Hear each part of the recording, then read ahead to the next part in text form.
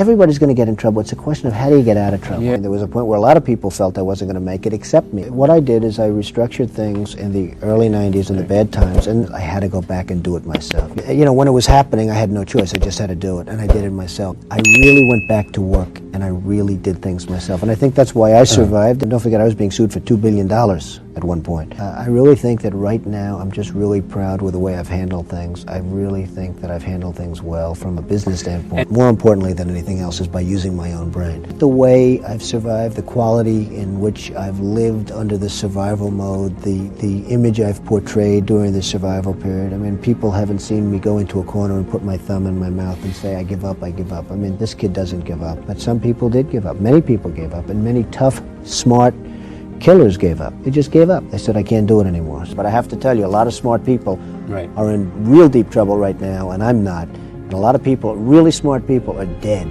They're gone. They're buried. They're over. I've always been able to lead, and I've led with spirit. I've just always been able to create spirit. I mean, I built a great wealth by the spirit that I created. And, you know, I'm pretty good at seeing what people want. You just have to lead by example. Well, I think my health is very good, and as far as that, I've never had a cigarette, I've never had a glass of alcohol. How do you define leadership? Leadership is a very strange word because, you know, some people have it, some people don't, and nobody knows why. I mean, Winston Churchill was an unbelievable leader. Why? He was born with a speech impediment. He had all sorts of problems. He certainly wasn't a handsome man, and yet he was a great leader. Why was he a great leader? Nobody knows. He was a great leader. It's really management. It's competence, it's capability, it's just basic ability. And you know, most people love me, and a few really have great distaste for me. Well, I had a good childhood, wonderful parents, really good parents, and it was a good, solid childhood, I'd say. Very normal in a lot of respects, but a very, very solid childhood. My father was in the real estate business, and I've been in that and other businesses and different things.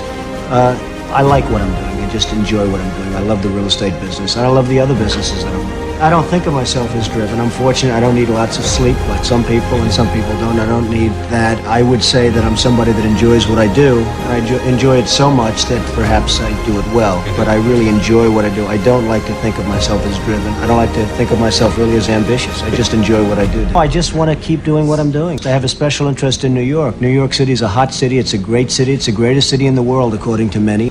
And I guess a lot of things had to do with it.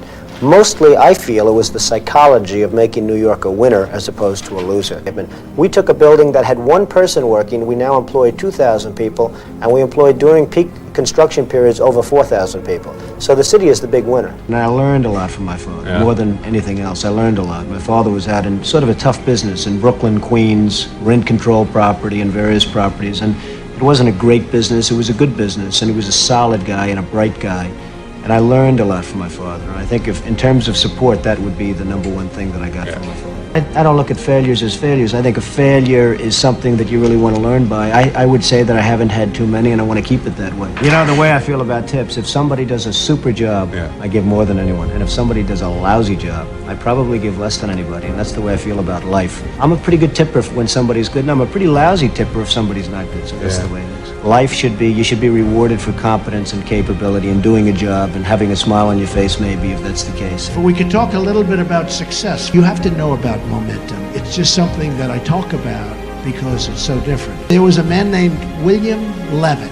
He was really the first of the massive builders of homes. And he was a young man, and he built Levittowns. Has anyone ever heard of Levittowns?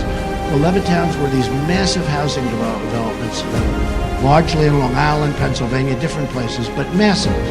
And he was a young man. He did unbelievably, became very, very rich, and everything he touched turned to gold, and it was incredible. And you have to understand, William Levitt used to go around looking for nails, looking for sawdust. He'd sell the sawdust. He'd save the nails and use them again. He'd save chips of wood and use them for different things. Everything was perfect. He knew how to get zoning. He'd have lunch with the mayor. I had great respect for him. He was a great real estate person. He was the ultimate professional real estate developer, and he built Levittowns. Remember, he was the first really large-scale housing sprawl all over the country. Actually, they went all over the world. Then what happened is he was offered a lot of money by Gulf and Western. It was a big conglomerate to buy his company. And they offered him a lot of money, more money than he ever thought possible. And he took it. He then retired at a very young age, very, very young. He moved to the south of France. He bought a magnificent yacht, and he was riding high. Everything was good, but he was going crazy. He was so bored. He was going absolutely crazy. And Gulf and Western comes back, and they're dying. This is a big company, but they're dying because they don't send people to pick up nails. They don't send people to sell the sawdust. They don't send people to take the little scraps of lumber and bring them down and sell them and get very small amounts of money, but it all adds up. They couldn't get zoning because they don't take the mayor out to dinner, and they don't do the things that you have to do, and they're losing their shirt with this company they bought. And they couldn't sell the company because it was a mess, and they destroyed the company. And they went to William Levin, and after 12 years, they came to him, they said, we'd love to send you the company back, would you have any interest? Yes, I would, I'd love to buy it. And he worked like crazy. He worked 24 hours a day, work. And he went bankrupt, out of business, totally bankrupt. And by this time, he was an old guy, and I was at a party, and I was the new hot guy in New York. I was doing great with real estate, and I was on the covers of Business Week magazine and Fortune magazine. I was doing really well. And I walk into the apartment, I was invited, and I saw one person, pretty old guy, and he was sitting in the corner, and his name was William Levitt. And I said, Mr. Levitt, how are you doing? Donald Trump. He said, yes, I know.